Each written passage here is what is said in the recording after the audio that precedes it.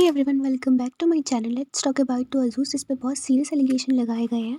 यहाँ ये एलिगेशन एक 18 ईयर ओल्ड टीनेजर लड़की ने लगाया है कि अजूज ने उसके साथ रेप किया।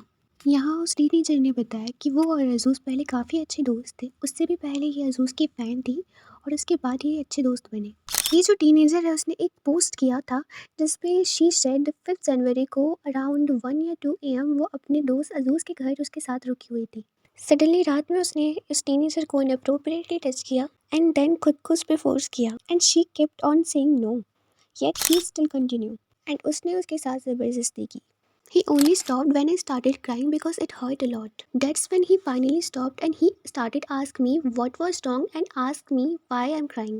Then he started being nice to me and asking me what happened. If I was crying because I have issues at home or with my relationship and continued to pretend at him. And ये सब करने के बाद वो ऐसे pretend कर रहा जैसे उसने कुछ किया ही नहीं है। एंड 3 AM टीनेजर डिसाइड कि उसे अपने बॉयफ्रेंड को टेक्स्ट करके ये सब चीज़ें बता देनी चाहिए।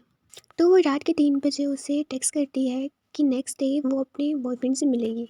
टीनेजर यहाँ पर डरने लग जाती है अजूज़ से, तो प्रिटेंड करती है कि सब कुछ नॉर्मल है और एक एक्सक्यूज़ बनाती है वहाँ से जाने का। नेक्स्ट डे शाम के 4:30 बजे टीनेजर का बॉयफ्रेंड और उसके फ्रेंड आता है जो अजूज़ को कन्फ्रंट करता है एंड अजूज़ ये सब कुछ डिनाई कर देता है, जबकि एट द सेम टाइम वो उस टीनेजर से अपोलोजाइज़ कर रहा था। टीनेजर ने यहाँ पर अपनी मेडिकल रिपोर्ट भी दिखाई है जो कि है 6 जनवरी की, जहाँ पर लिखा है she lost all bladder control. And hospital में वो स्टाफ को बताती है कि एक्चुअल उसके साथ क्या हुआ, तो हॉस्पिटल इसको MLC केस बता देता है, जहाँ पर हॉस्पिटल स्टाफ के ऊपर एक लीगल रिस्पॉन्सिबिलिटी आ जाती है पुलिस को रिपोर्ट करने की।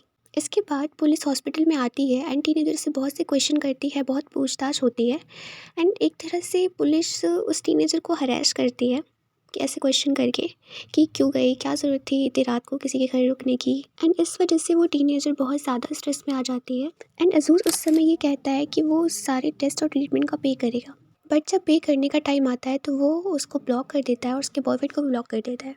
यहाँ पर कुछ लोग के मन में ये क्वेश्चन भी आ रही होगी कि अजूज़ की फ़ैन थी, फिर बाद में फ्रेंड बनी, फिर भी कुछ मंथ में इतना ज़्यादा ट्रस्ट कैसे आ सकता है कि वो उसके घर रुक गई। बट यहाँ पे रीज़न जो भी हो, हम विक्टिम से क्वेश्चन क्यों करें? हर रेप में हमेशा विक्टिम से ही क्वेश्चन क्यों होता है कि वो वहाँ पे क्यों गई, वो ऐसी ड्रेस क्यों पहनी थी? रेपिस्ट से क्यों नहीं क्वेश्चन होता है कि वो उसने ऐसा क्यों किया? मैं यहाँ बार बार टीनेजर इसलिए कह रही हूँ बिकॉज वो लड़की 18 ईयर ओल्ड है एंड अजूज़ की एज 27 ईयर ओल्ड है। इतना सब कुछ होने के बाद भी कुछ ऐसे अजूज़ के फैंस हैं जो ये नहीं मान रहे हैं कि अजूज़ ने ऐसा कुछ किया है। वो ये कह रहे हैं कि उस लड़की ने फेम के लिए ये सब चीज़ें की है। बट यहाँ पर टीनेजर के साइड से बहुत से प्रूफ दिए गए हैं। कुछ लोग तो ये कह रहे हैं कि जो ये प्रूफ, जो ये स्क्रीनशॉट दिखा रही है वो AI जनरेट है, बट उसने प्रॉपर स्क्रीन रिकॉर्डिंग करके दिखाई है। एंड यहाँ पर टीनेजर की साइड से बहुत से स्क्रीनशॉट और मेडिकल रिपोर्ट वगैरह बहुत से प्रूफ हैं जो उसने दिखाए हैं, लेकिन यहाँ पर अजूज़ की साइड से कुछ भी प्रूफ नहीं दिखाए गए हैं।